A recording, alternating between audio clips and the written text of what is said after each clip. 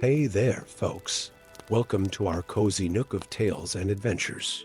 Today, like every episode, we're unlocking the doors of imagination to explore new worlds, meet fascinating characters, and experience unique emotions. I promise to take you on an unforgettable journey through the power of words. So, get comfy, grab your favorite drink, snuggle into that perfect spot, and get ready to lose yourself in a new story. Leave the outside world behind for a while and dive with me into the depths of storytelling. If you enjoy our content and want to support the channel, consider hitting that subscribe button and giving the video a thumbs up. Now, without further ado, let's dive into today's story. In the ethereal realm of Dreamhaven, where reality shimmered like gossamer threads in moonlight, Gandalf stood atop the crystal spire, his ancient eyes fixed upon the troubled dreams that danced across the night sky. The dreams of mortals had always been the wellspring of magic in this realm, their hopes and fears weaving patterns of power that sustained the very fabric of reality. But tonight, something was wrong. The usual golden threads of dreams were tainted with shadows, writhing and twisting in unnatural ways. The old wizard's grip tightened on his staff, its crystalline head pulsing with a soft blue light that seemed to respond to his growing concern. After countless centuries of guardianship, he recognized the signs. The nightmare was growing stronger. What had once been a mere protection spell, cast in an age-long past, had evolved into something far more dangerous, a conscious entity that now threatened to unravel the very dreams it was meant to protect. Master Gandalf called a voice from behind him.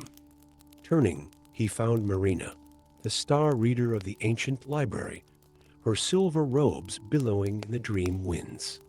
The constellations speak of darkness spreading. The pattern weavers can no longer maintain the dream barriers.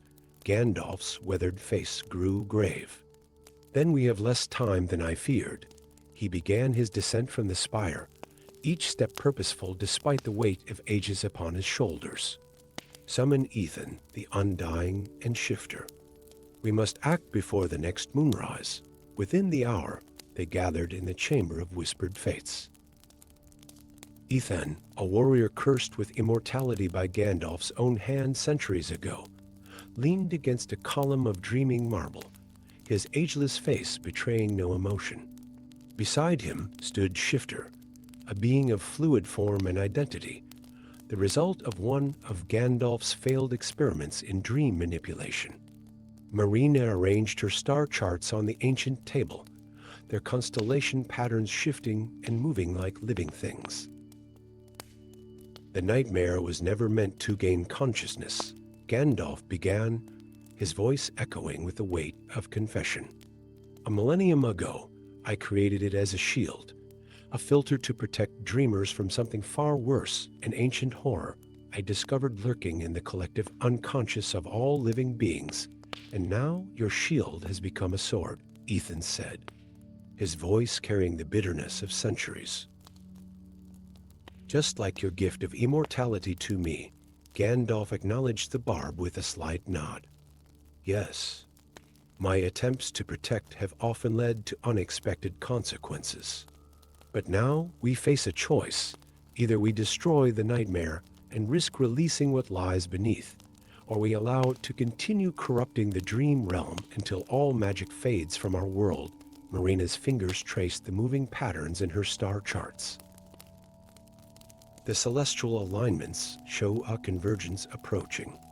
If we're to act, it must be tonight, when the veil between dreams and reality is thinnest. Shifter, their form rippling between human and shadow, spoke in voices that seemed to come from everywhere and nowhere. But how does one destroy a nightmare that has existed for 1,000 years? By entering the deepest layer of dreams, Gandalf replied, pulling from his robes an ancient artifact, the Dreamstone, its surface swirling with captured dreams from ages past. We must travel to the place where I first cast the spell, in the void between consciousness and chaos. The journey into the dream realm was like diving through layers of reality itself. Each level they descended brought them closer to the primal source of all dreams. Marina read the star paths that existed even in this impossible space, guiding them through the labyrinth of sleeping thoughts. Ethan's cursed immortality allowed him to anchor them to the waking world, while Shifter's fluid nature helped them adapt to the ever-changing dreamscape. As they descended deeper, they encountered fragments of dreams both beautiful and terrible, crystal cities floating in starlit voids, forests made of living memories, oceans of liquid time. But threading through it, all were the dark tendrils of the nightmare, growing thicker and more numerous as they approached its heart. Finally, they reached the threshold of the deepest dream, where Gandalf had worked his ancient magic. The nightmare was waiting for them, a vast consciousness of shadow and fear that had grown far beyond its original purpose. Its voice resonated through their very beings as it spoke. "Creator," it addressed Gandalf, "have you come to undo your greatest work? I have kept it contained for a millennium. Without me, what lies beneath will devour all dreams, all hopes, all magic." Gandalf stepped forward, the dreamstone glowing brighter in his hand. "You were meant to filter the darkness, not become it. Your consciousness has twisted your purpose.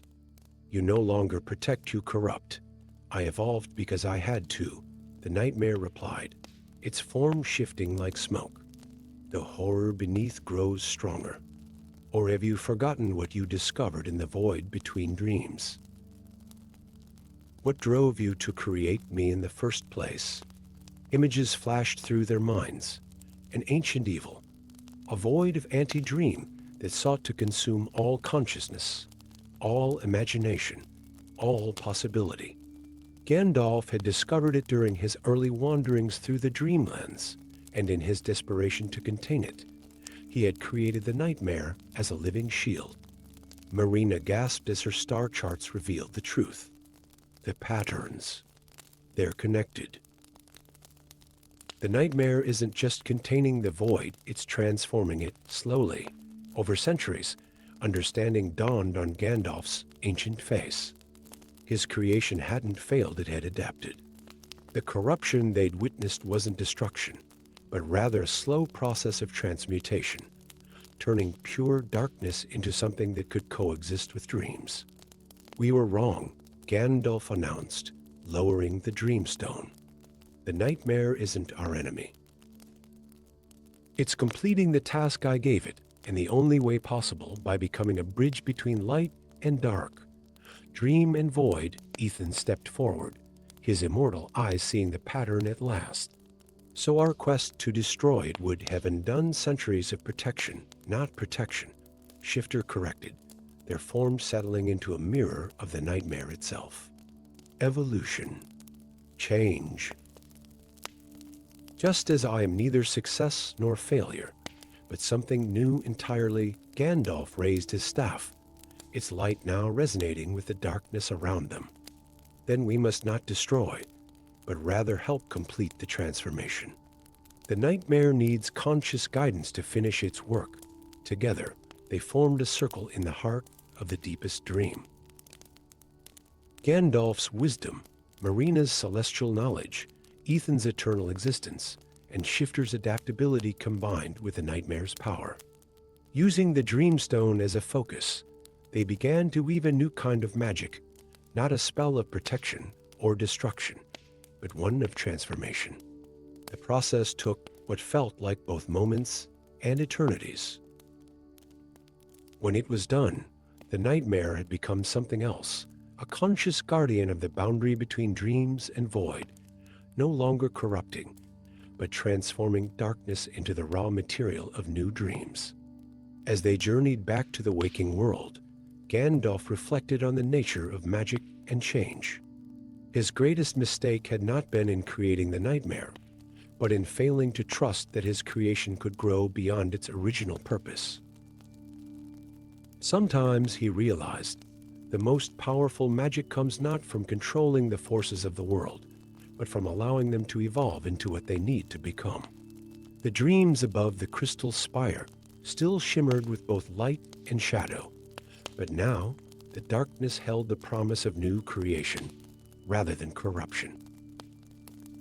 In the end, Gandalf had learned that even the oldest and wisest of beings could still be surprised by the endless possibilities that existed in the realm of dreams. Story 2. The crystal towers of Alapo pierced the clouds like shards of frozen light, their surfaces reflecting the setting sun in 1,000 rainbow hues. Yet Gandalf, standing at the highest balcony of the mage's spire, saw beyond their splendor to the truth that no other wizard would acknowledge. The crystals were dulling, their once brilliant faces growing opaque with each passing day. Magic, the very force that had sustained their civilization for millennia, was dying.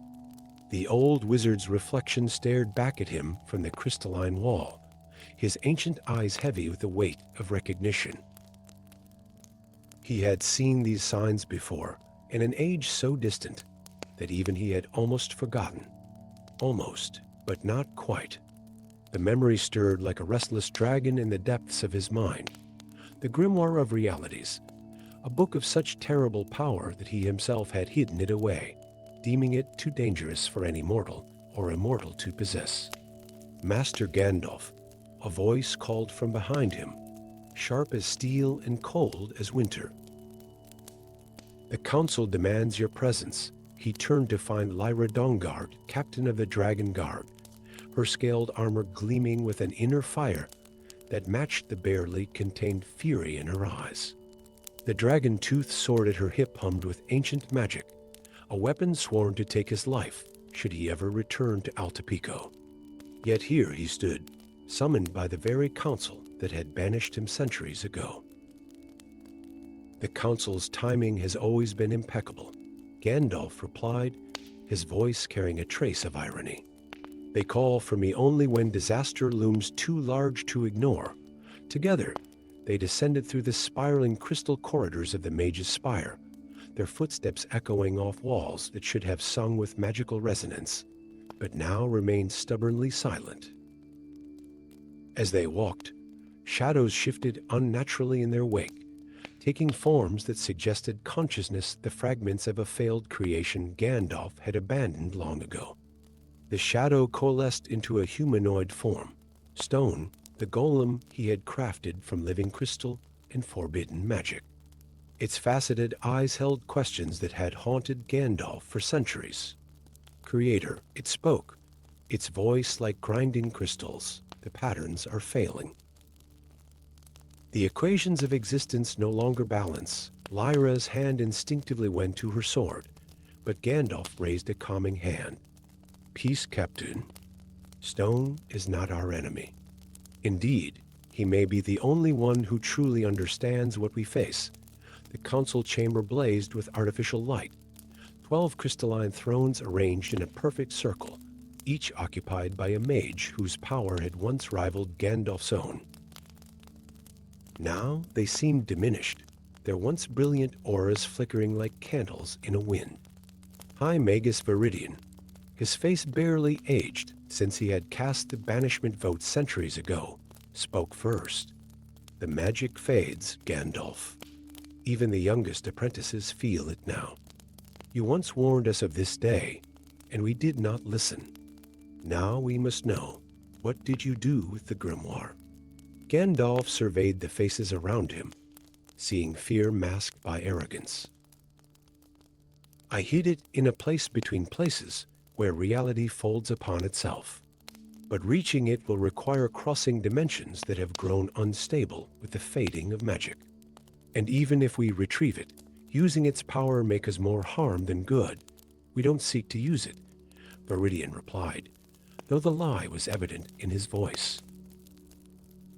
We merely need to understand why magic fails. You already know why. Stone interjected, its crystalline form catching the light. The fundamental equations are unraveling. The price of power was always higher than you calculated. Lyra stepped forward, her dragon-toothed sword glowing with inner fire. Enough riddles. If magic fails completely, the towers will fall. Thousands will die. Whatever the risk, we must act. Gandalf felt the weight of ages press upon him. The grimoire had been his greatest discovery, and his greatest mistake, a book that contained the fundamental laws of magic itself, capable of rewriting the very fabric of reality. He had hidden it away after glimpsing the terrible temptation it presented, the power to reshape existence itself. "I will retrieve the grimoire," he announced, "but not alone. I require Stone's understanding of magical mathematics, and Captain Dongward's sword to guard against what we may encounter in the spaces between dimensions. And why should I trust you?" Lyra demanded. "You abandoned your own creation and were banished for dangerous experiments with fundamental forces, because, my dear Captain," Gandalf replied softly, "I am the only one who knows that your dragon-toothed sword contains a shard of the original crystal from which I forged stone. They are connected, as all things are connected. In ways the Council never understood, the journey began at midnight, when the barriers between dimensions grew thinnest." From the highest tower of Altapico, Gandalf began weaving a spell that hadn't been cast in centuries. Stone's crystalline body resonated with the magical frequencies, while Lyra's sword pulsed with answering power. They stepped through realities like pages in a book, a dimension of endless twilight, a realm where mountains floated like clouds, a void filled with crystalline geometries that defied comprehension. In each realm, they found the same signs of magical decay, colors fading to gray, energies dissipating into nothingness. Stone was the first to understand. The spell that powers Altapico, it said as they crossed a bridge made of solid light, it draws energy from all dimensions, doesn't it? That's why you hid the grimoire. You saw that we were consuming magic faster than it could replenish. Yes, Gandalf admitted. The Council's hunger for power led them to draw too deeply from the well of magic.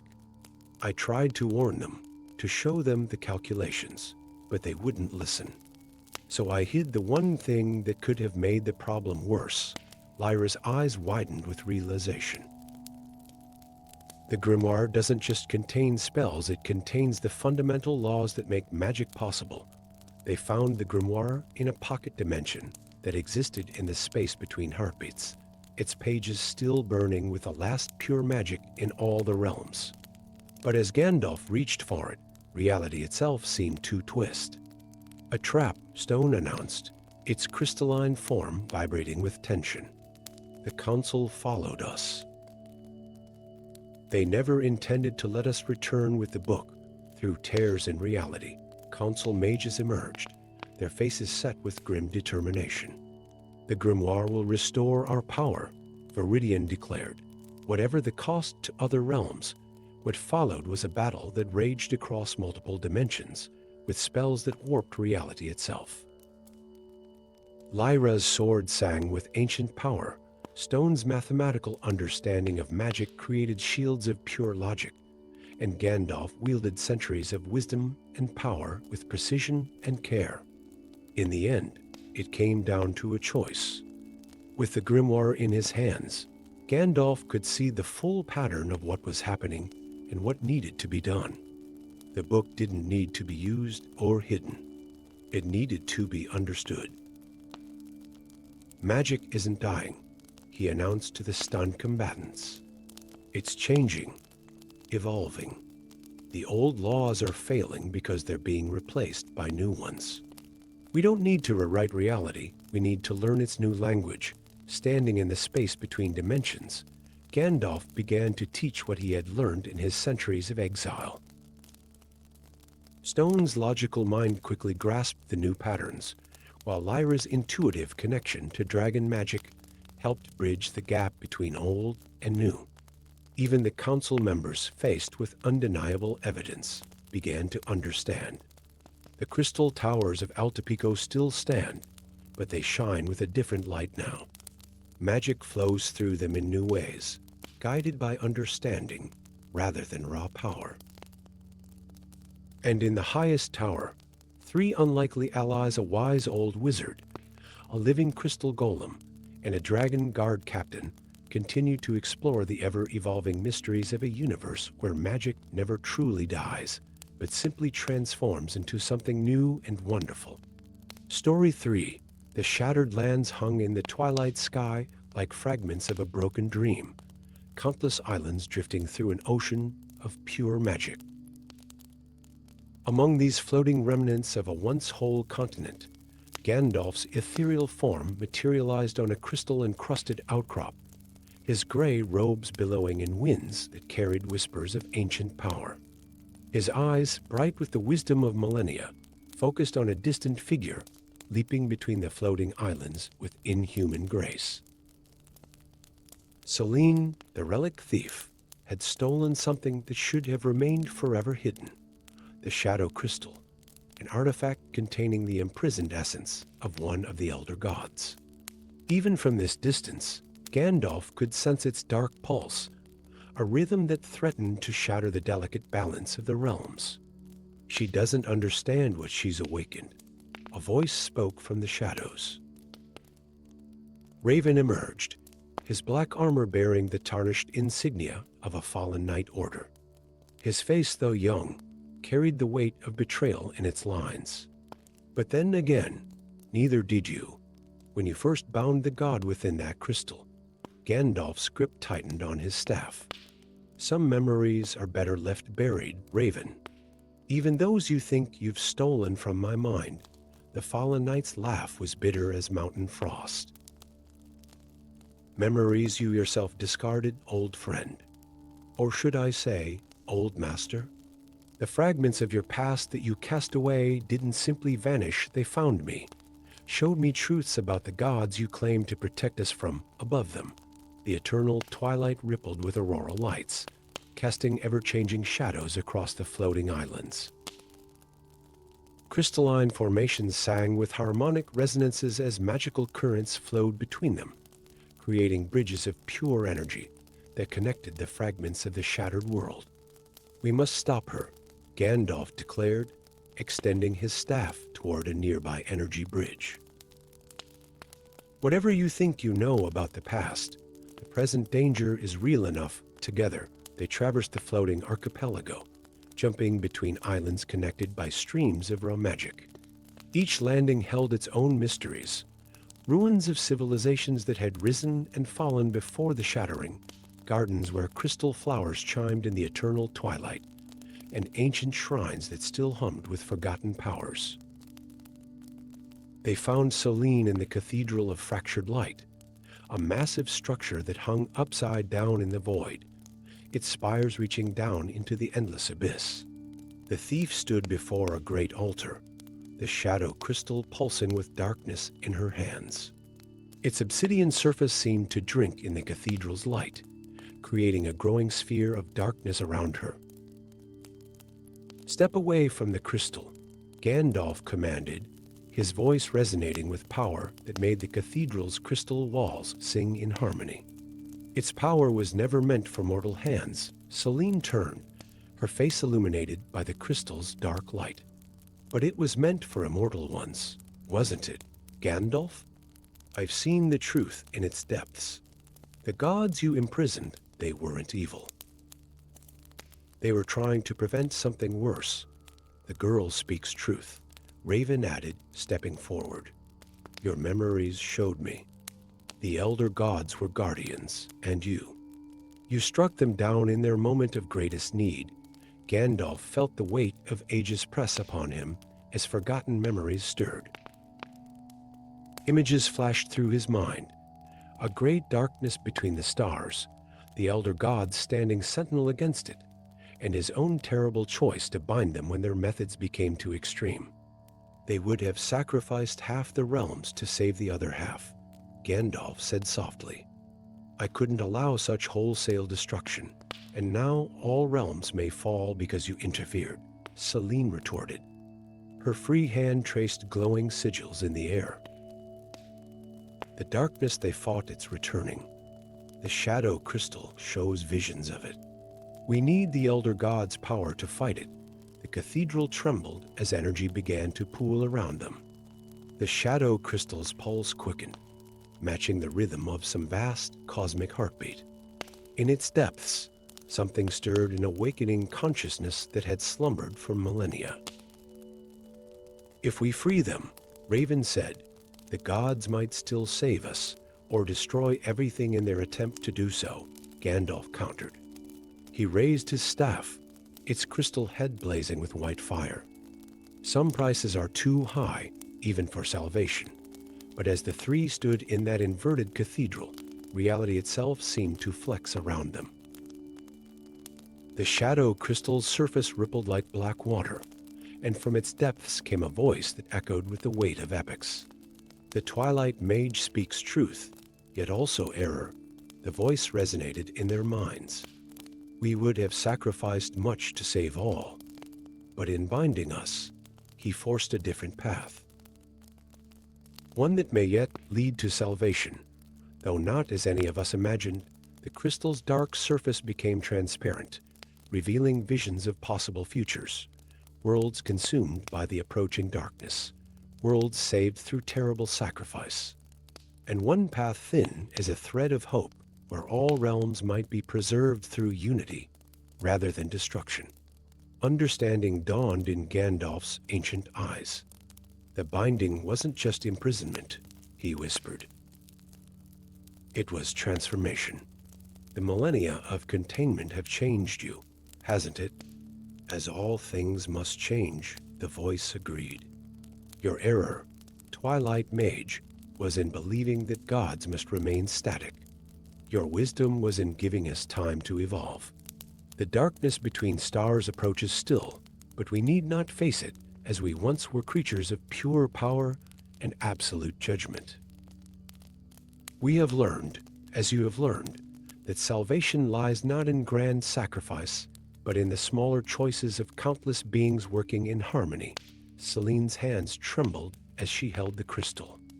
Then what was the purpose of my theft? Why draw us all here? Because some changes require a catalyst, the voice replied. Some transformations need witnesses who understand both the old ways and the new.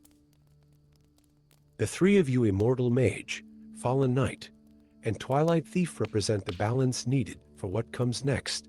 The crystal began to dissolve, its darkness transforming into motes of light that spread throughout the cathedral. As they watched, the light reformed into patterns that mirrored the constellations above, creating a map of all realities and the darkness that threatened them. The elder gods aren't returning as they were, Gandalf realized, but as they need to be. Not as destroyers or saviors, but as teachers and guides. The light spread further, touching each of them in turn. In that moment, they understood their parts in the greater pattern. Gandalf's wisdom tempered by newfound humility, Raven's fall leading to deeper understanding, and Celine's theft serving as the key to unlock a new age. The shattered lands still float in eternal twilight, but they are changed. The fragments are slowly drawing together, not to restore what was, but to create something new. In the renewed cathedral of fractured light, now a nexus point between realms, three unlikely allies work to prepare all worlds for the coming darkness. And in the spaces between, the transformed elder gods watch and guide, their power now focused on teaching others to find strength in unity rather than sacrifice. Gandalf often stands at the cathedral's highest point, watching the auroral lights play across the floating islands. His greatest mistake, he realized, had become his greatest wisdom. Sometimes the best way to preserve what matters is not to prevent change, but to guide it toward something better than anyone could have imagined. Story 4. The ancient city of Luminaria rose from the morning mist, like a dream carved in marble and gold, its legendary white towers catching the dawn's first light. Within the grand cathedral, whose spires had pierced the heavens for 1,000 years, Gandalf stood before the ring of kings, 12 massive statues of past monarchs, each 3 times the height of a man, their stone eyes holding secrets as old as the realm itself. Today would see Prince Aldrich crowned as the new king of Luminaria. The young prince knelt before the altar, his golden crown waiting on a cushion of crimson velvet. But Gandalf's weathered hands trembled slightly as he reached for the crown, for he alone knew the true price of this ceremony, a price he himself had set in motion centuries ago. "The hour approaches," announced High Priest Dominic, his voice echoing through the cathedral's vast chambers. "Let the witness of ages proceed with the coronation." Gandalf's eyes met Aldric's, seeing in them the same noble spirit that had marked his ancestors. The prince was young, barely 20 summers old, but his bearing spoke of wisdom beyond his years. If any could survive what was to come, perhaps it would be him. As Gandalf lifted the crown, the first rays of sunrise streamed through the cathedral's great rose window, striking the 12 statues. The ancient stone began to crack, the sound like thunder in the sacred space. Gasps of horror echoed through the assembled nobility as dust fell from the giants' faces. "What sorcery is this?" demanded the high priest, but his words died in his throat as the statues began to move. The 12 kings of old stepped down from their pedestals, their stone forms now animate with terrible purpose. Their hollow eyes fixed upon the young prince, who stood his ground even as his advisors fled in terror. "The trial begins," spoke the first king, his voice grinding like mountains in collision. As it was written in stone and blood, as it was sealed by the gray pilgrim's own hand, Gandalf stepped forward, his staff blazing with protective light. "I had hoped, I had prayed this day would never come. But the curse I helped create cannot be denied." "Curse?" Eldric's voice was steady, though his face had paled. "What curse, Lord Gandalf?" Before the wizard could answer, the great doors of the cathedral burst open. In strode a woman in robes of midnight blue, her silver hair flowing like starlight. Morgana, the exile, the sorceress whom Gandalf had trained and then banished decades ago. "The curse of truth," she announced, her voice carrying both power and bitterness. "A spell woven into the very foundation of Luminaria by your ancestor and his pet wizard, designed to test each new king's worthiness. But they never intended it to be activated. Did you, old teacher?" Gandalf's grip tightened on his staff. "We created it as a safeguard, nothing more. A way to ensure no unworthy heir would ever claim the throne. But the magic. It grew beyond our control. The Stone Kings began to circle Aldrich, their footsteps shaking the cathedral floor. 3 trials must be faced," they intoned in unison. 3 truths must be revealed. 3 sacrifices must be made, or Luminaria falls. "I will face your trials," Aldrich declared, drawing his sword. The blade caught the morning light, seeming to glow with an inner fire. Not alone, Morgana stepped forward, her eyes meeting Gandalf's. "The curse requires balanced light and shadow, creation and destruction, past and future. That's why you really banished me, isn't it, old man? To keep me from interfering when this day came?" Gandalf closed his eyes briefly, the weight of centuries pressing upon him. "I banished you because I feared what we might become together, the power we could wield. The same fear that led me to help create this curse, a fear of unchecked authority." The first trial began immediately. The cathedral dissolved around them, replaced by the ancient battlefield where Luminaria had been founded. They watched as Aldrich's ancestor, the first king, made a terrible bargain with powers beyond mortal understanding to secure his victory. "Your line begins in darkness," the Stone Kings pronounced. "Will you reject your inheritance or embrace the truth of your bloodline's origin?" Eldrick watched the scenes unfold, his face a mask of determination. "I choose to acknowledge the past, but forge my own path." The sins of my ancestors need not dictate my reign. The second trial transported them to the palace treasury, where the true source of Luminaria's prosperity was revealed: a dragon, bound by ancient magic, forced to transmute base metals into gold for centuries. Your kingdom's wealth is built on suffering, the Stone Kings declared. Will you maintain your power or free what was wrongfully bound? The prince's response was to approach the dragon, meeting its ancient gaze. No prosperity is worth the price of another being's freedom. I choose justice over gold. The final trial brought them to the highest tower of the palace, where a terrible truth was revealed. The spell that protected Luminaria from its enemies fed on the life force of its own citizens, slowly draining them to maintain the kingdom's defenses. Your safety comes at the cost of your people's vitality, the Stone Kings pronounced. Will you maintain the barriers or leave your realm vulnerable? It was here that Gandalf and Morgana's true purpose became clear. Together, their combined power, light, and shadow working in harmony could reshape the protective spell, spreading its cost across the land itself rather than drawing from human life.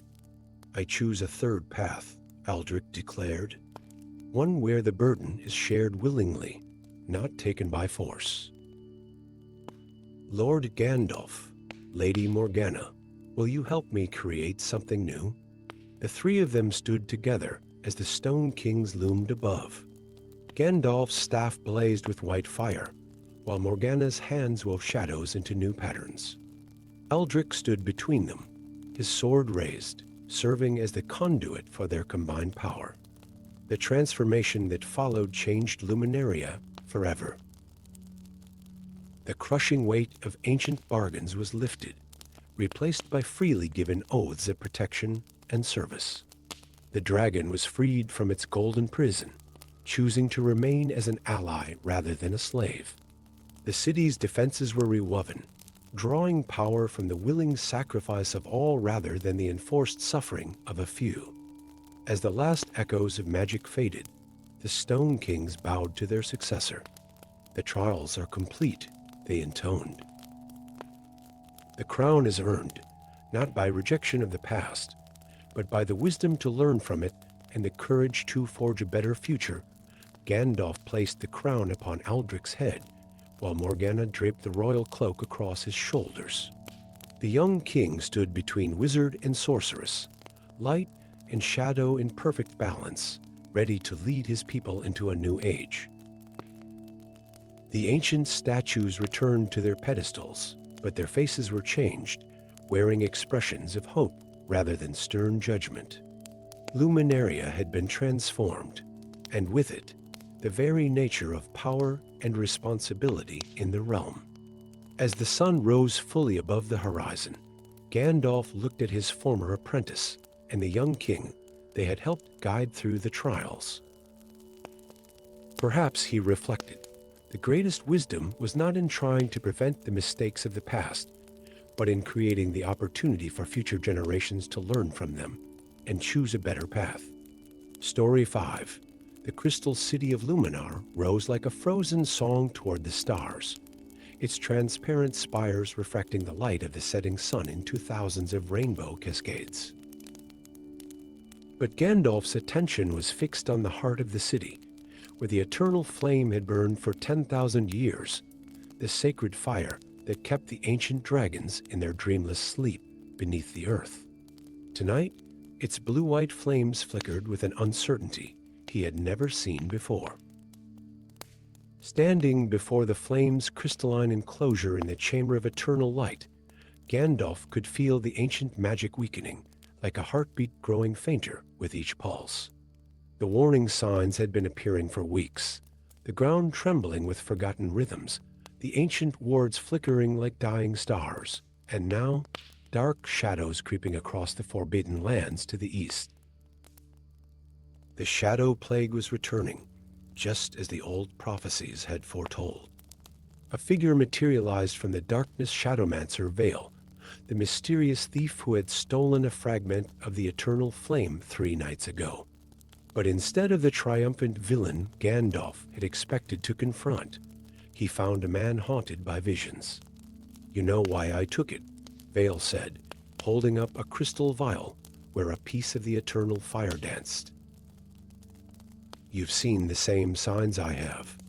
The prophecy wasn't a warning, it was instructions. Gandalf's grip tightened on his staff. Of course, he had seen the signs. He had helped write the prophecy, after all, though that had been so long ago that even he had forgotten its true meaning until now. The words echoed in his mind. When shadow consumes the light, the ancient guardians shall wake not as destroyers, but as saviors. The dragons were never meant to sleep forever, Vale continued, his dark robes rippling with shadows that moved independently of the flame's light. They were waiting. We were meant to wake them when the time was right. High above, the crystal dome of the chamber reflected their images 1,000-fold, each reflection showing a slightly different version of the seen possible futures, branching out like crystals growing in all directions. In some, Gandalf saw himself stopping Vale, preserving the ancient order. In others, he saw the dragons rising, their wings darkening the sky. But in one reflection, barely visible in the highest facet of the dome, he saw something else. Dragons and humans working together, their combined power pushing back a darkness that threatened to consume everything. The decision crystallized in his mind just as the ground began to shake. Deep beneath the city, the dragons were stirring, responding to the weakening of the flame that had kept them in slumber for millennia. "I helped bind them," Gandalf admitted, memories flooding back from the age when the dragons had been sealed away. "We feared their power then. We feared they would destroy everything we had built." But perhaps he looked toward the eastern horizon, where the shadow plague crept ever closer to the boundaries of the realm. Perhaps we were wrong. A new tremor shook the chamber stronger than before. Crystal chimes rang out across the city, their harmonies disrupted by the deep rhythmic movement of massive bodies stirring far below. The eternal flame flared suddenly, its light changing from blue-white to a deep pulsing gold. "The oracle's words," Vale said, his voice barely a whisper. "Do you remember them all?" Gandalf nodded slowly. "When shadow consumes the light, the ancient guardians shall wake not as destroyers, but as saviors. Their fire shall join with human wisdom, and the chains of sleep shall become bonds of alliance." The next part of the prophecy had been lost to time, or so most believed. But Gandalf remembered. He remembered because he had written it himself, then hidden it away until the time was right. "The one who was guardian must become awakener," he recited, raising his staff. "The fire that bound must now free." Vale stepped forward, holding out the crystal vial containing the stolen fragment of flame. Together, they approached the main flame's enclosure. The crystal surface recognized Gandalf's touch, becoming permeable beneath his fingers. As they merged the stolen fragment back into the main flame, Gandalf began to sing in the ancient dragon tongue, not words of binding this time, but a song of awakening. Vale's shadows danced around them, no longer threatening but protective, keeping the chamber sealed from outside interference as the ritual took shape. Deep below, the dragons began to respond. Their own song, deep and resonant, rose through the crystal foundations of the city. The harmony they created was not the destructive force that the ancient mages had feared, but something else entirely, a music of understanding, of powers meant to work in concert rather than conflict. The eternal flame transformed, spreading out to fill the entire chamber with golden light. Through its radiance, Gandalf could suddenly see the truth. The dragons had not been sealed away merely to prevent destruction. They had been preserved, protected through the ages until they were needed most. As the first dragon broke through into the crystal chamber, its scales shimmering with all the colors of the flame. Gandalf saw not a monster, but a being of wisdom and power equal to his own. In its ancient eyes, he recognized something he had forgotten over the millennia. The dragons had agreed to their long sleep, knowing that a time would come when the world would need them again. More dragons emerged, each one unique in color and form, but all sharing that same look of ancient wisdom. They regarded Gandalf and Vale not with anger at their long imprisonment, but with understanding. They had been waiting for this moment just as the prophecy had foretold. The shadow plague reached the city's boundaries just as the last dragon emerged. But now, instead of a sleeping city helpless before the encroaching darkness, Luminar had become something else, a beacon of combined power, human and dragon, working together as they were always meant to. As Gandalf mounted the great golden dragon that had first emerged, Vale taking flight on a creature of deepest blue, he understood that some bindings were meant to be broken, so that stronger bonds could take their place. The eternal flame had not failed in its purpose, it had fulfilled it, preserving the dragons until the moment when their power and wisdom would be most needed. The crystal city of Luminar shone beneath them as they took to the sky, its spires now reflecting not just sunlight, but the combined radiance of dragon fire and human magic. The darkness that had threatened to consume the world would soon learn that some flames were truly eternal, not because they were bound and preserved, but because they were finally free to burn as they were always meant to. Story 6. In the heart of the Silver Forest, where moonlight danced eternally through leaves that never fell, Gandalf stood before the remnants of his greatest creation and his greatest mistake. The mirror of 1,000 truths lay shattered at his feet, each fragment reflecting a different memory of the kingdom's lost past. Even broken, the pieces hummed with ancient magic, each shard containing a fragment of truth too powerful to be forgotten. The forest around him whispered with secrets, its silver-barked trees bearing silent witness to the unfolding of destiny. 100 years had passed since the royal family's disappearance, a mystery Gandalf himself had helped orchestrate. Now, the consequences of that ancient decision threatened to unravel the very fabric of the realm. A dark shape swooped down from the canopy, not a shadow, but a curse-given wing. The crow landed on a nearby branch, its feathers gleaming with an unnatural iridescence. As Gandalf watched, the bird's form shimmered, partially revealing the face of Prince Aldrich, the last heir to the throne, trapped between human and avian form by Gandalf's own magic. "The regents are moving faster than we anticipated," the prince said, his voice a strange mixture of human speech and corvid cry. "They've begun the ritual of unbinding. If they succeed in erasing these memories completely, then the truth of their usurpation will be lost forever."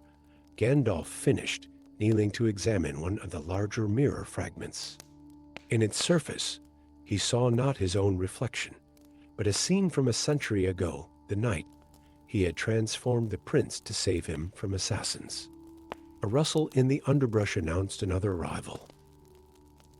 Lyra Starweaver emerged from between the silver trees, her warrior's armor catching the eternal moonlight. She carried her own piece of the mirror, one that had found her years ago and awakened memories she'd never known she possessed. "The fragment showed me something new," she said, her voice tight with emotion. "I saw my mother in the royal court. I saw her wearing the queen's crown." Gandalf nodded slowly. "The mirror reveals what was hidden, even from ourselves. You are not merely a warrior, Lyra. You are the daughter of Queen Celesta, hidden away as an infant when the conspiracy first began to unfold."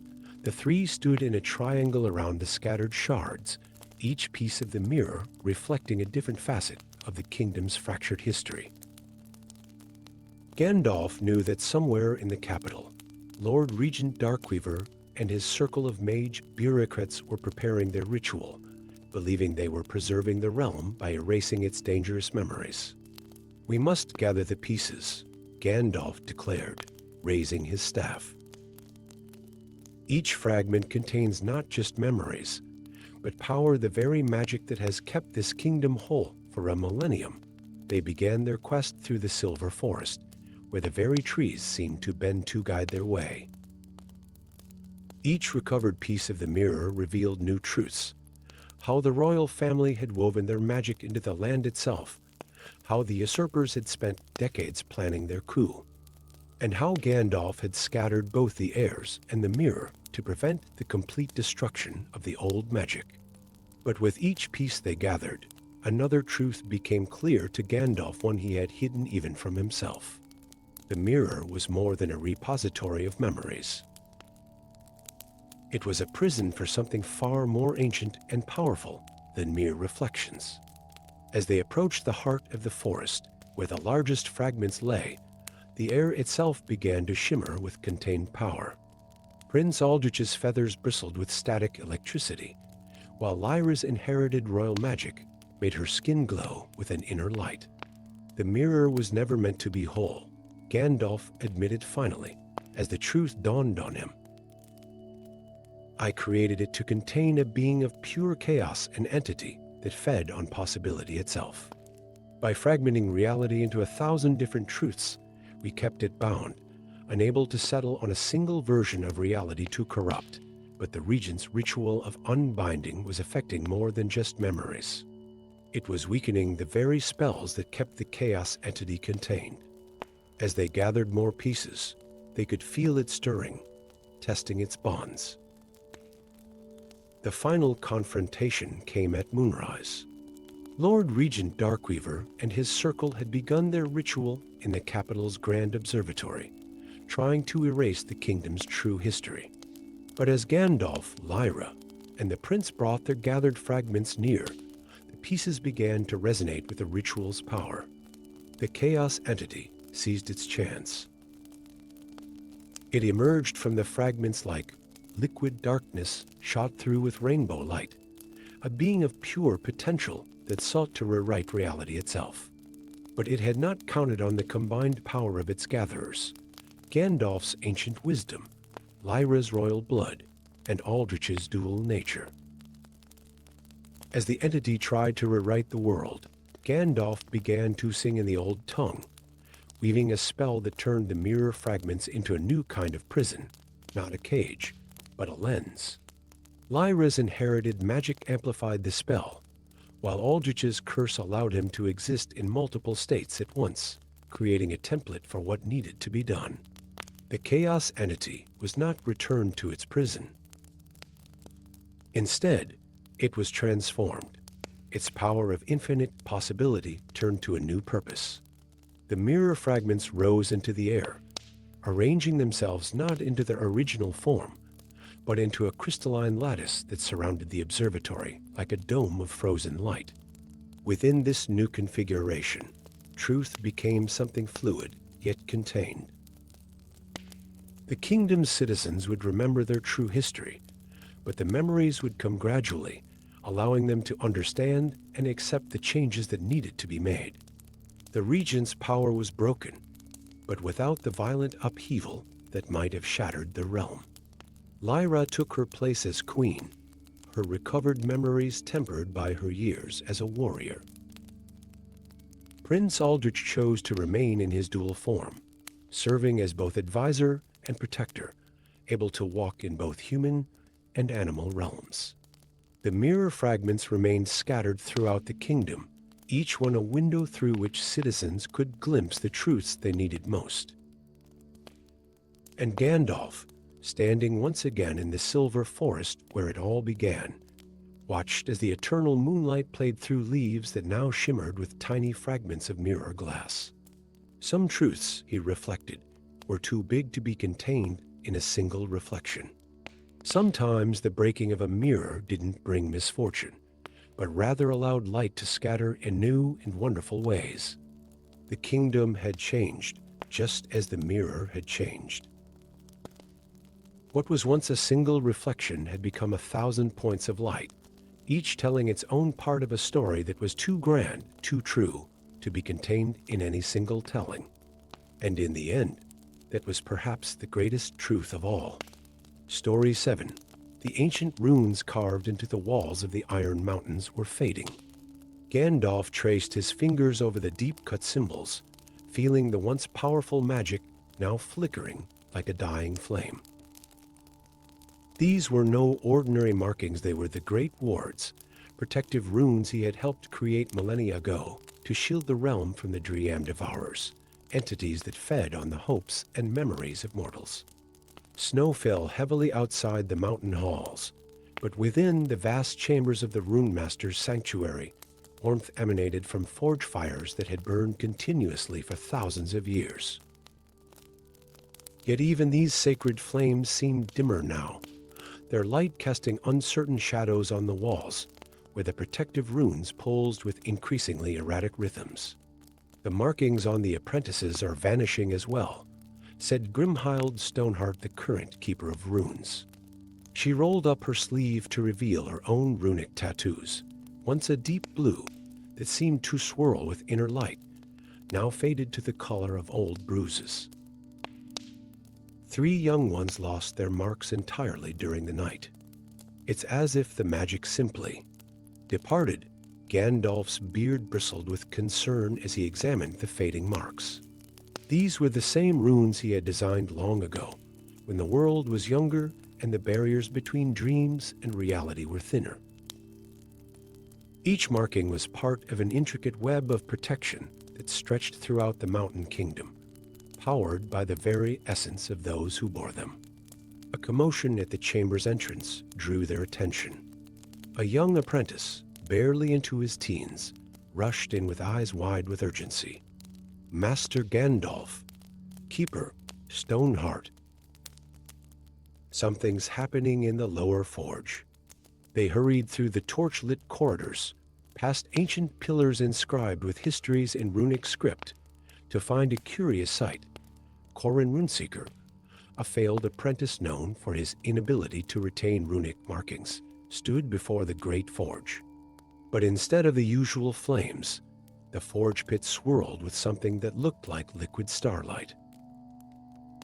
"I didn't mean to," Corin stammered, his hands glowing with the same ethereal light. "I was just trying to rekindle the forge fire, but when I touched the runes," Gandalf stepped closer, his eyes narrowing as ancient memories stirred. The light emanating from Corin's hands was familiar. It was the same radiance he had seen millennia ago, when he first encountered the being known as the Fate Weaver. "You haven't failed at receiving the runes, young one," Gandalf said softly. "You've been receiving a different kind of magic entirely." As if summoned by his words, the starlight in the forge began to take shape, forming patterns that Gandalf had not seen since the First Age. They were the original runes, the true symbols of power that he had glimpsed in his encounter with the Fate Weaver, before he had modified them into the simpler forms now used by the Rune Masters. "There are others," came a voice from the shadows. A woman stepped forward, her eyes covered by a silver blindfold. "Others like the boy, who carry fragments of the old magic." This was Elena Nightwhisper, the blind seer who spoke with the dead. Behind her emerged Thorin Solforge, a disgraced prince known for his mysterious ability to read the future in the patterns of forge smoke. Gandalf's mind raced as pieces of an ancient puzzle finally fell into place. The Fate Weaver hadn't been a separate entity. At all, it had been a manifestation of his own power, fragmented and scattered through time. The runic magic he had created wasn't failing. It was returning to its original form, seeking to reunite with its scattered pieces. The Dream Devourers, Gandalf mused aloud. They were never meant to be merely contained. The runes weren't meant to be a wall, but a bridge, a means of transformation. He gathered Corin, Elena, and Thorin into a circle around the forge. Each of them carried a fragment of the original magic. Corin's ability to awaken ancient runes, Helena's communion with the dead, and Thorin's glimpses of possible futures.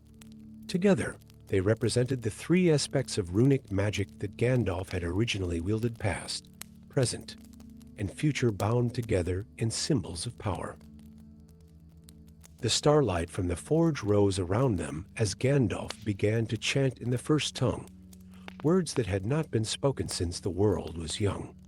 The fading runes on the walls flared to life, but now they sang with new purpose.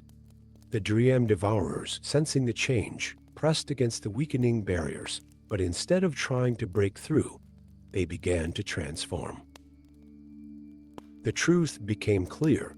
The Dream Devourers had once been guardians of human dreams, before fear and misunderstanding had twisted them into monsters. The runes had not been meant to imprison them, but to gradually purify them, to help them remember their original purpose.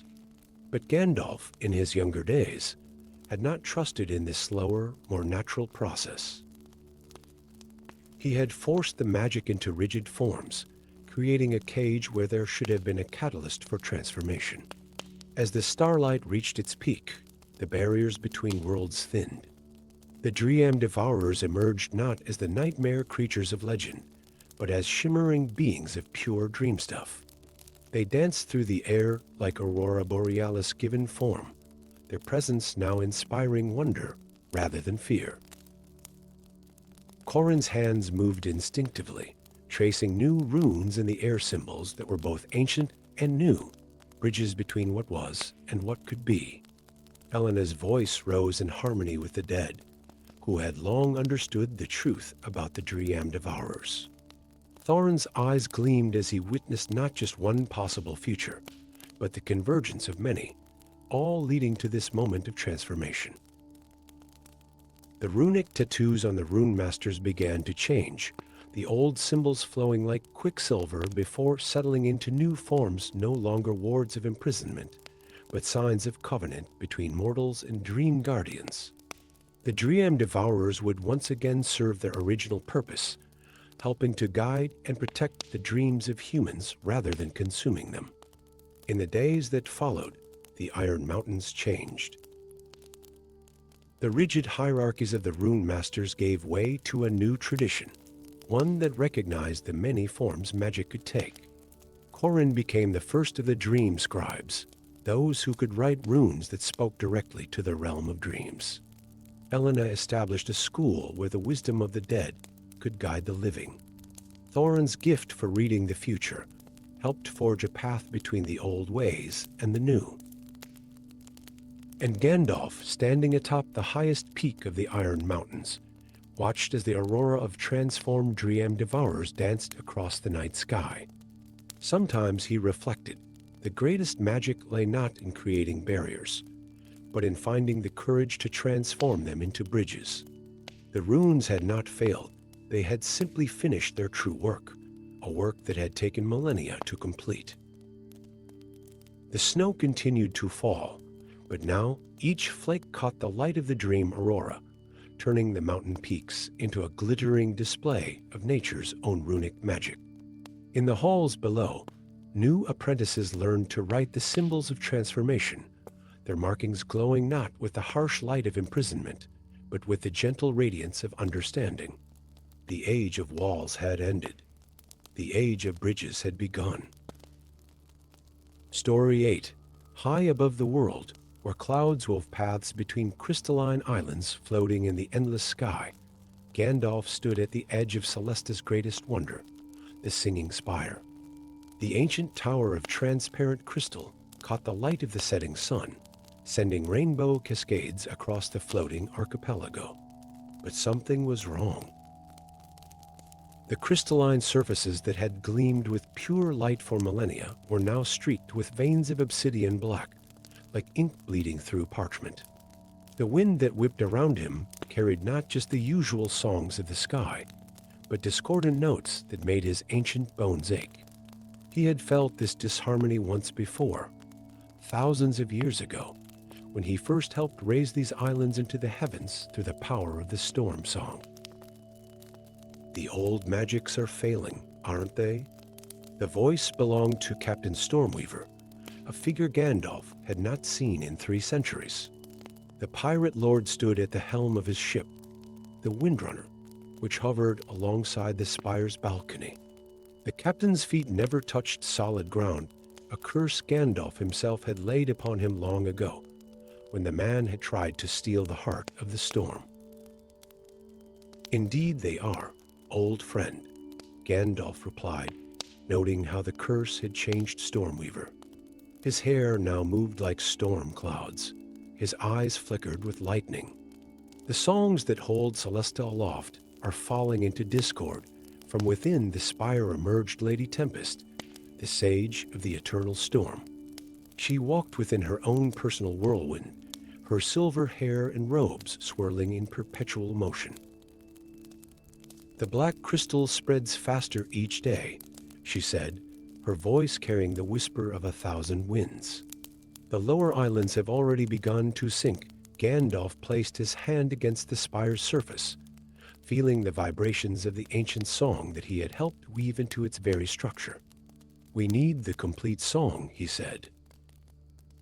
All 3 parts, sung in harmony once more. The third figure they needed appeared as if summoned by the words, Prince Arion of the Cloud Realm, exiled heir to Celesta's throne. He emerged from a bank of clouds astride a griffin whose feathers shimmered with all the colors of dawn. "Then it's time," the prince said, his voice carrying the weight of his exile. "Time to reveal what my father died protecting." Together, they ascended the singing spire, each step taking them higher into the thinning air, where the boundary between sky and stars grew ever more indistinct. The obsidian corruption followed them, spreading like frost across glass. The song was never meant to be broken into parts, Gandalf explained as they climbed. "When the first signs of the awakening began, centuries ago, we split it to prevent what we now must attempt to achieve in the highest chamber of the spire, where the walls were so transparent they seemed made of solid air. They found what remained of the original ritual circle. Ancient runes carved into the crystal floor still glowed with inner light, though now they pulsed with the same sickly rhythm as the spreading darkness. The islands are not just islands," Lady Tempest said, her storm-shrouded form growing more substantial as they neared the circle. "They are the sleeping forms of the star whales, the ancient beings who once swam through the void between worlds, and now they wake," Captain Stormweaver added, his ship anchored to the spire by chains of pure lightning. "The obsidian is their true form returning," Gandalf nodded, memories of the original binding flooding back. "We didn't raise the islands," he admitted. "We found them the star whales already in flight between worlds. They were dying, their power fading. The song was meant to preserve them, to give them a form in which they could rest and heal. But over the millennia, we forgot what they truly were. Built cities on their backs. Created a civilization that floated on the bodies of sleeping gods." Prince Arion stepped forward, drawing from his cloak a crystal flute that hummed with inner harmony. "My father taught me as part of the song before he died. He said it was a lullaby for the sky itself, and I learned mine from the storms themselves," Lady Tempest added, her whirlwind carrying notes of an ancient melody. Captain Stormweaver smiled, lightning crackling between his teeth. "The curse you laid on me. Old friend, it wasn't just punishment, was it? The inability to touch Earth, the constant connection to the sky. You are preserving your part of the song in me." Gandalf raised his staff, which began to resonate with the crystal chamber around them. The star whales stir from their slumber. "We must complete the song, not to force them back to sleep, but to help them wake properly, to give them the strength to transform without destroying all we've built upon them." The chamber filled with light as they took their positions around the ritual circle. Prince Arion's flute began first, playing notes that sparkled like starlight on water. Lady Tempest's voice joined next, her her storm winds carrying harmonies impossible for a human throat to produce. Captain Stormweaver's part came from the very air around him, the electricity in his body conducting a symphony of wind and thunder. Finally, Gandalf raised his voice in the oldest part of the song, words in a language that existed before the world was young. The four parts wove together, building in power and complexity, telling the story of ancient beings who swam through stars, of the weariness and rest, of cities built on their dreams, and of a time of awakening. The obsidian spread faster now, but where the song touched it, the black crystal began to glow with inner light. The transformation could not be stopped, but it could be guided. Across Celesta, citizens watched in awe as their crystal islands turned to gleaming black stone that pulsed with the light of distant stars. In the chamber, the ritual circle cracked, then shattered, but the song continued. Through the transparent walls, they could see the truth of Celesta revealing itself. The floating islands were taking on new forms, vast, majestic shapes of creatures that were part whale, part starlight, their bodies now a perfect fusion of crystal and void stuff. The star whales were awakening, but they did not flee. Instead, they began to sing back, adding their own harmony to the song. The music spoke of gratitude for the rest they had been given, of joy in their awakening, and of a desire to remain not as imprisoned gods, but as willing partners in the miracle that was Celesta. When the song finally ended, Celesta had been transformed. The floating islands remained, but now they lived. The star whales swam through the sky in their true forms, carrying the cities and spires upon their backs, not as unwitting prisoners, but as cherished gardens they had chosen to preserve.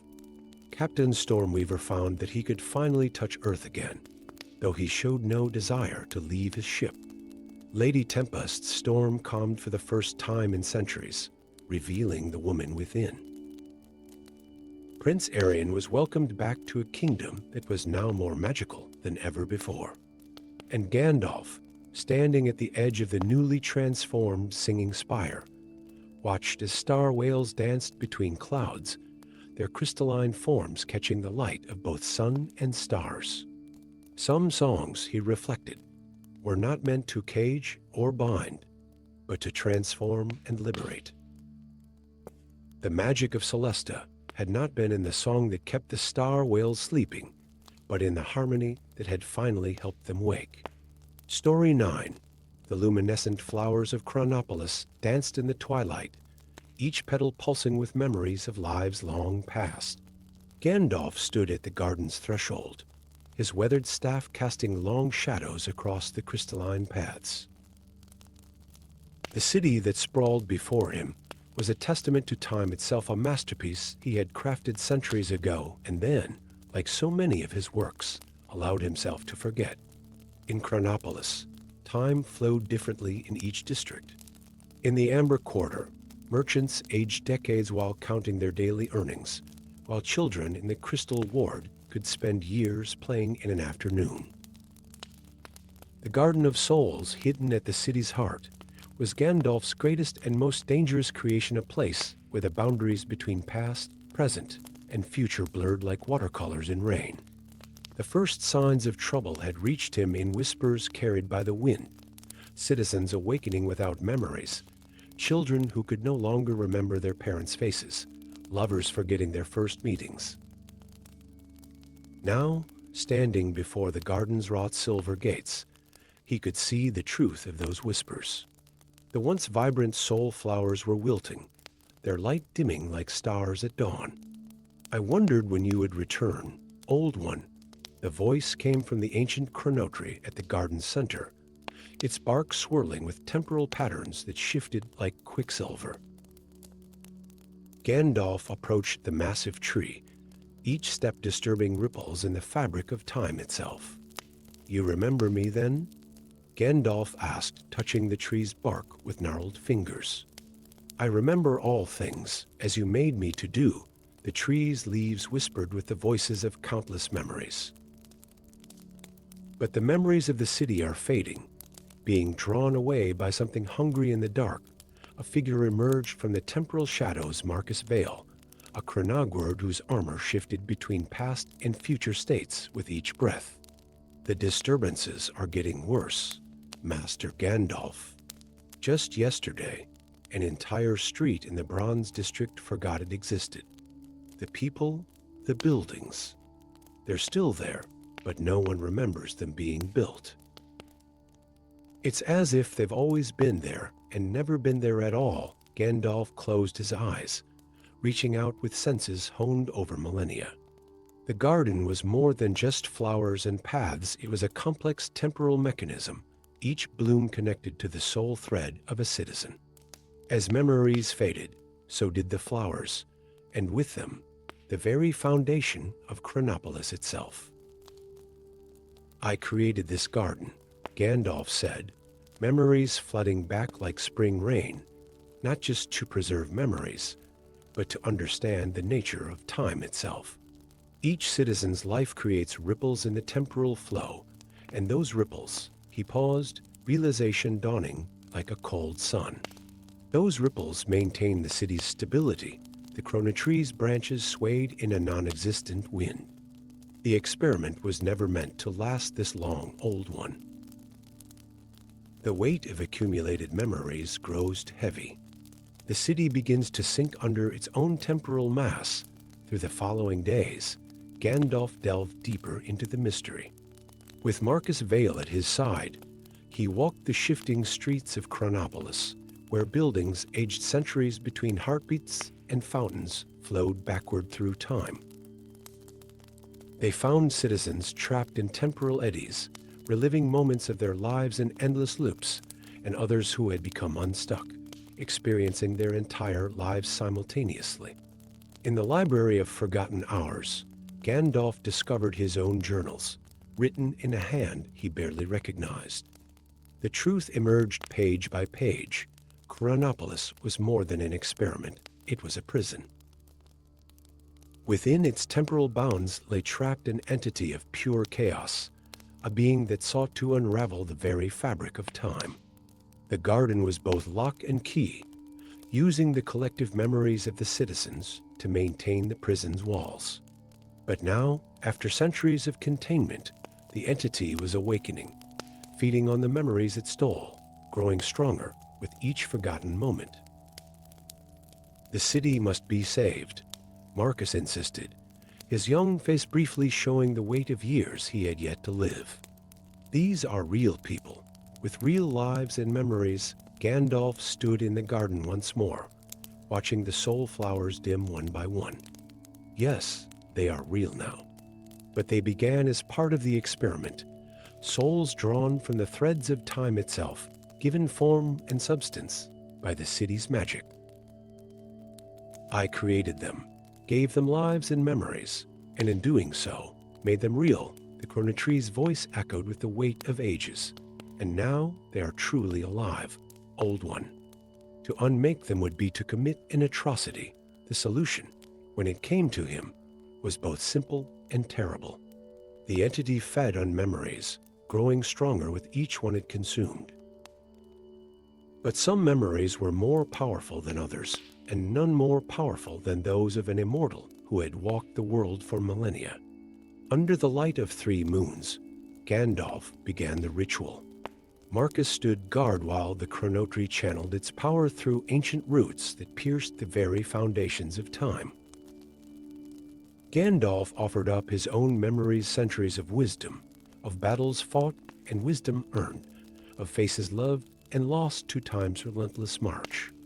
The entity emerged from its prison like a storm of forgotten moments, a maelstrom of lost time that threatened to consume everything in its path. But Gandalf's memories were a feast too tempting to resist, and as the entity fed, it began to change. Each memory it consumed carried with it a fragment of understanding, of wisdom, of the weight of consequences that came with great power. In the end, the entity became something new, neither chaos nor order, but something in between. It merged with the garden itself, becoming a conscious guardian of the city's temporal boundaries. The soul flowers bloomed once more, brighter than ever, now fed by the combined memories of both citizens and the transformed entity. Gandalf stood in the renewed garden, his staff planted firmly in soil that existed in all times at once. Much of his memory was gone, consumed in the transformation, but he had kept enough to know himself, to remember his purpose. The citizens of Chronopoulos would remember again, though their memories would be changed, shaped by their brush with temporal chaos. Marcus Vale, his armor now permanently settled in the present, asked, "Will you stay, Master Gandalf? Help us understand what we've become."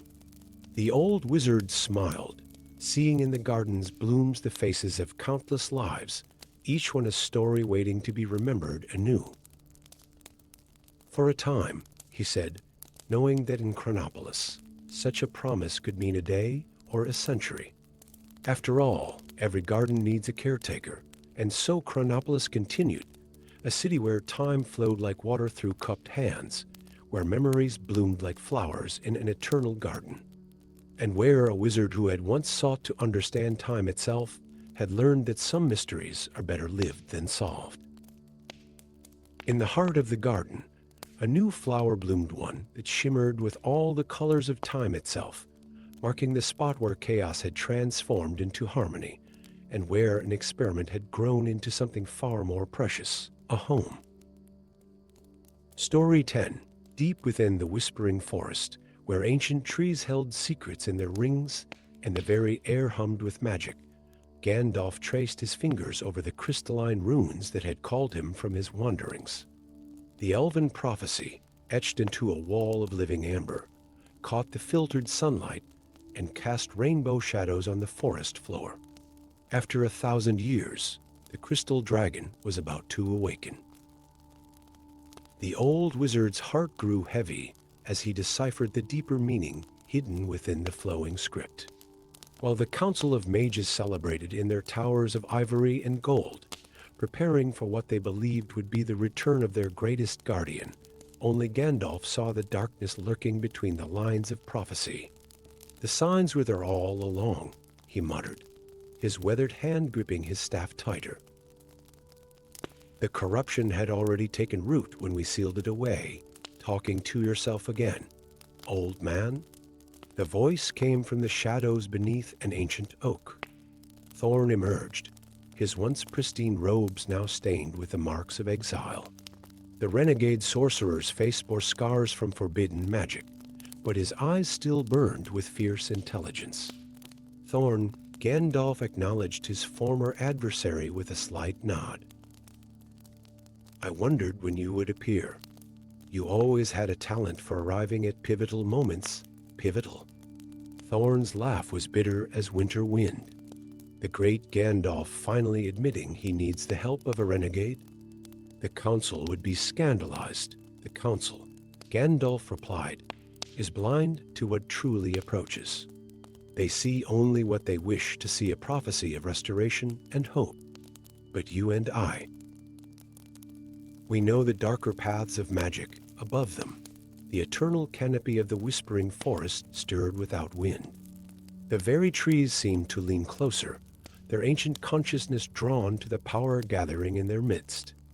Crystal formations that had grown naturally throughout the forest began to pulse with an inner light, responding to some distant call. "The dragon's corruption," Thorn said, stepping closer to examine the prophetic runes. "It wasn't an accident, was it? Someone got to it before it was sealed."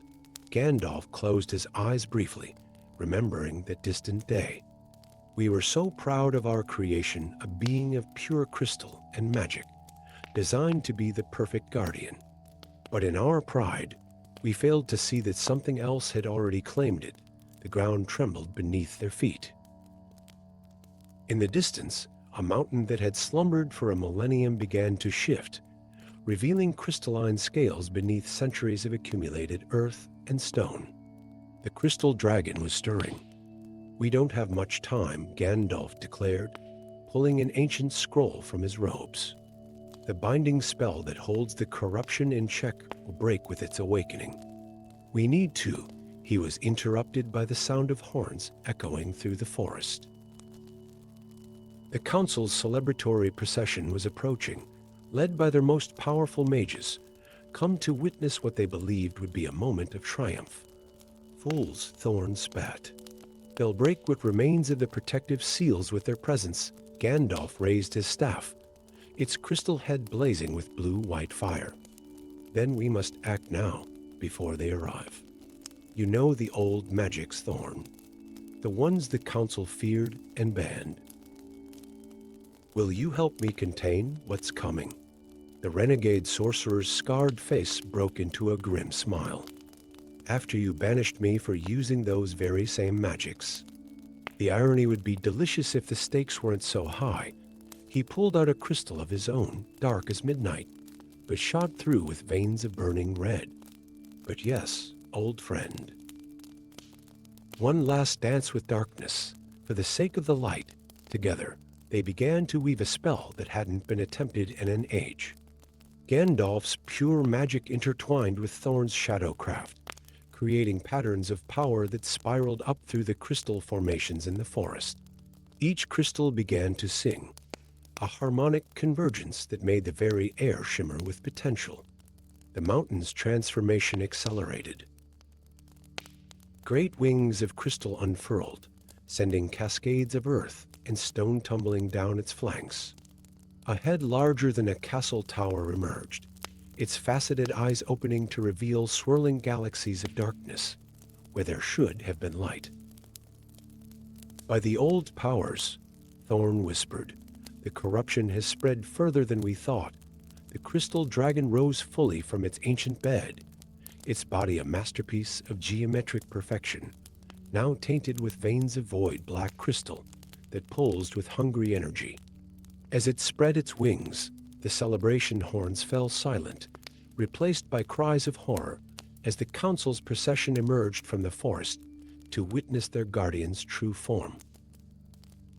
Hold the containment, Gandalf commanded, his staff blazing brighter as he poured power into the spell.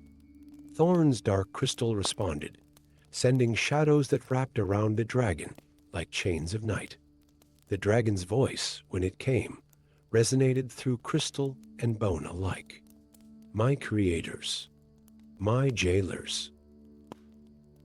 Have you come to witness the fruition of your pride?